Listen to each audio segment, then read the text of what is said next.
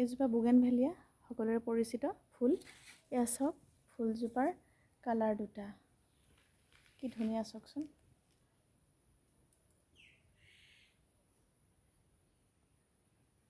ধুনীয়া লাগিছেনে?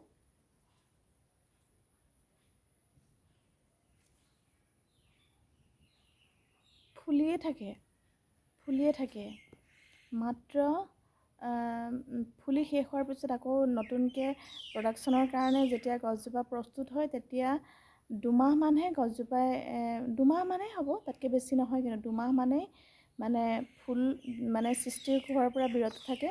কিন্তু বছৰটোৰ প্ৰতি মাহেই মানে বছৰটোত গোটেই বছৰটোতেই বুলি ক'লেও মিছা কোৱা নহ'ব, ফুল ফুলিয়েই থাকে। ইমান ধুনীয়া চব ফুলজোপা। আৰু মই ৰাতিপুৱা শুই উঠি অইন চাওঁ নাচাওঁ, ফুলজোপা কিন্তু চাওঁৱেই। ইমান ধুনীয়া চাওকচোন।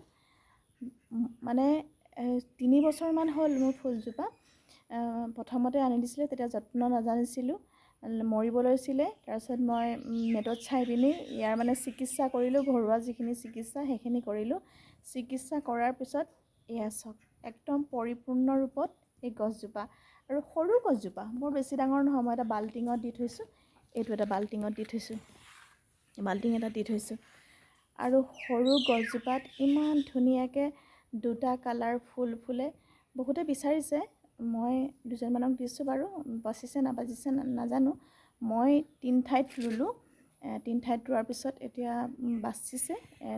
এজোপা ফুলো হৈ আছে, দুজোপা অকণমান সৰু হৈ আছে। আৰু ফুলজোপাৰ বিশেষত্ব কি, দুটা কালাৰ, আৰু যোনেই আহে ইমান ধুনীয়া ফুলজোপা আৰু ইমান ধুনীয়াকৈ ফুলিছে। মানে সোমোৱাৰ লগে লগে এই ফুলজোপাই মানুহক বহুত আকৰ্ষণ কৰি আছে। সেইকাৰণে ভাবিলোঁ আপোনালোকৰ মাজলৈ ভিডিঅ'টো পঠিয়াওঁ। মোক কয় কিছুমানে, কি সাৰ দিছে আপুনি এইবুলি সোধে। মই কিন্তু কোনো মানে ৰাসায়নিক সাৰ আজিলৈকে ব্যৱহাৰ কৰা নাই এই ফুলজোপাত। খালি মই ব্যৱহাৰ কৰিছোঁ কি, মই অকল ব্যৱহাৰ কৰিছোঁ পাচলিৰ বাকলি শুকুৱাই, ডিমৰ পৰা আদি কৰি, চেনি নিদিয়া চাহপাতৰ পৰা আদি কৰি যিখিনি পেলনীয়া বস্তু থাকে সেইখিনি মই ধুনীয়াকৈ শুকুৱাই বাগানৰ তলৰ যিখিনি খুৰখুৰীয়া মাটি তাৰ লগত মই মিক্স কৰি, আৰু পানী ফিল্টাৰৰ যিখিনি মানে যিখিনি অলাগতিয়াল হৈ যায়, পূৰা মানে আইৰণ ৰখি যোৱা যিখিনি বালি থাকে সেইখিনি মিক্স কৰোঁ। আৰু ঘৰতে মোৰ শুকান গোবৰ আছে, সেইখিনি মিক্স কৰি, সেইখিনিয়ে মোৰ সাৰ মানে। আৰু মানে ফুলৰ গছৰ যিখিনি মানে পাত থাকে, পেলনীয়া পাত থাকে, সেইখিনিও মই পেলাই নিদিওঁ। সেইখিনি এটা মানে বাকেট এটা আছে, তাত মই থৈ দিওঁ। তাত ৰ'দ পৰি ধুনীয়াকৈ শুকাই থাকে। আৰু সেইখিনি ভাঙি দিয়াৰ লগে লগে ধুনীয়াকৈ গুড়ি হৈ যায়। আৰু সেই মাটিখিনিৰ লগত মই মিক্স কৰি এটা ধুনীয়া ঘৰুৱা এটা সাৰ উৎপন্ন কৰোঁ। আৰু সেই সাৰে মই গোটেই মোৰ যিমানখিনি মই ফুল ৰুইছোঁ সকলোখিনিতে সেইখিনিয়ে দি আছোঁ। আৰু সেই সাৰেই এই গছজোপাত দিছোঁ। মোক বহুতে সুধি আছিলে আপুনি কি সাৰ উৎপন্ন কৰে, কি সাৰ মানে ব্যৱহাৰ কৰে। মই কোনো ৰাসায়নিক সাৰ ব্যৱহাৰ নকৰোঁ, মই ঘৰুৱা জৈৱিক সাৰ মই ব্যৱহাৰ কৰোঁ। গতিকে সেইখিনি সাৰ ব্যৱহাৰ কৰিও এনেকুৱা এজোপা ধুনীয়া ফুলৰ গৰাকী হ'ব পাৰে। কাৰণ কেলৈ, মানুহে যেতিয়া আহি পিনি সোধে বা ফুলজোপা ভাল লাগিছে, তেতিয়া মনটো খুব ভাল লাগি যায়। কি সাৰ ব্যৱহাৰ কৰিছে, তেতিয়া সেইকাৰণেই মই তেওঁলোকৰ কাৰণেই কৈছোঁ, মই কোনো ৰাসায়নিক সাৰ ব্যৱহাৰ কৰা নাই।